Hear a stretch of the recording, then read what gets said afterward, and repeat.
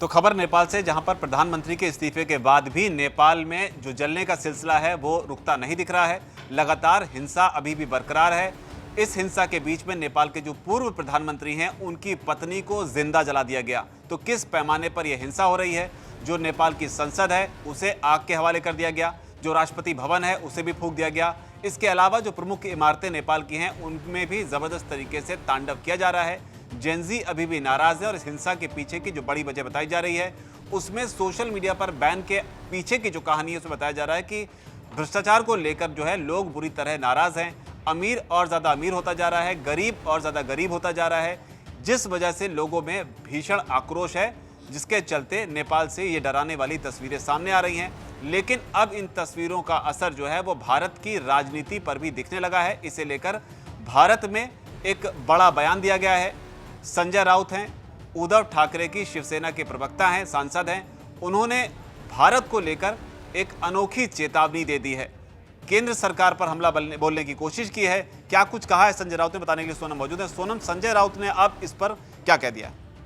भारत जैसे ही नेपाल में हिंसा बिगड़ी तो भारत की तरफ से भी प्रतिक्रिया आई। भारत ने ये कहा कि हम बारीकी से जो पूरी स्थिति है उसको मॉनिटर कर रहे हैं और इस हिंसा में कई लोगों की जान चली गई है, जो बहुत ही ज़्यादा दुख करने वाली स्थिति है। लेकिन पीड़ित परिवारों के प्रति जो है हमारी संवेदना है और हम चाहते हैं कि जो हमारा पड़ोसी और करीबी मित्र हम होने के नाते भारत ये उम्मीद करता है कि वहाँ हालात जल्दी सामान्य हो जाएंगे और जो भी प्रॉब्लम्स हैं वो एक साथ बैठकर संवाद करेंगे। लेकिन इसी बीच अब संजय राउत का जो बयान सामने आया है उसने फिर एक और चर्चा को जन्म दे दिया है। उन्होंने जो वीडियो पोस्ट किया था उसी के रिगार्डिंग उन्होंने अब कैप्शन में ये लिखा है, लेकिन पहले उस वीडियो में क्या लिखा है वो बता दें कि नेपाल के वित्त मंत्री को सड़क पर दौड़ा दौड़ा कर पीटा गया और इसी के साथ जो नेपाल में प्रदर्शन है वो अब और ज़्यादा उग्र हो गया है और संसद में आग लगा दी गई है। पूरा संसद फूंक डाला है प्रदर्शनकारियों ने।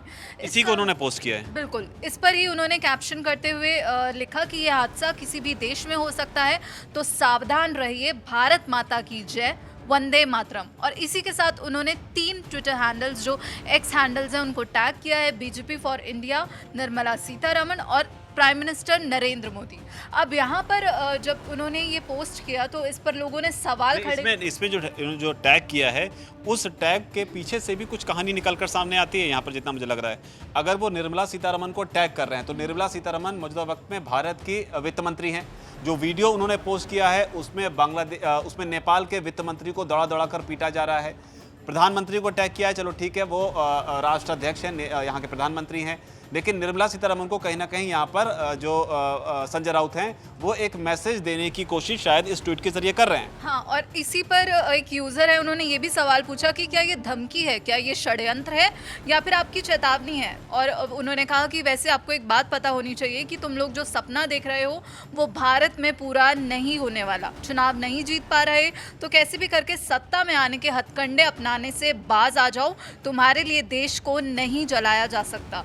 और एक और यूजर ने ये लिखा कि भारत को क्या आपने श्रीलंका समझा है, कोई आंख उठाकर तो देखे, लंका जला डालेंगे।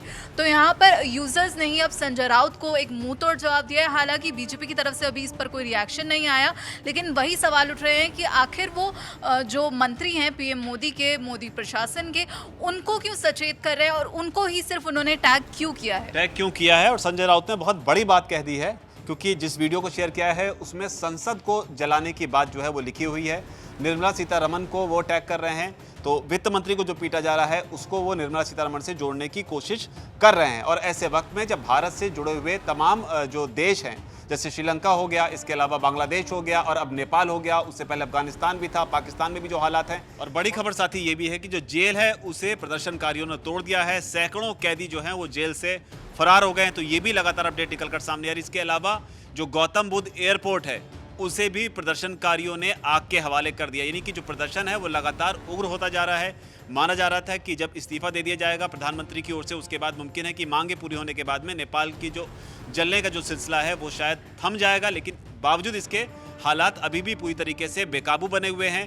आखिर प्रदर्शनकारी जो हैं वो किस जगह जाकर रुकेंगे, ये इसका अंदाज़ा लगाना फिलहाल बहुत मुश्किल होता जा रहा है। पड़ोसी देशों के तमाम हालातों को देखते हुए भारत के बारे में ये कहना कि ये हालात जो हैं वो किसी भी देश में हो सकते हैं, संजय राउत के इस बयान को आप किस तरीके से देखते हैं? संजय राउत जो कुछ भी कह रहे हैं, इससे आप कितना इत्तेफाक रखते हैं? आपकी जो भी प्रतिक्रिया हो, नीचे अगर कमेंट सेक्शन में मुझसे आप जरूर लिखें। धन्यवाद।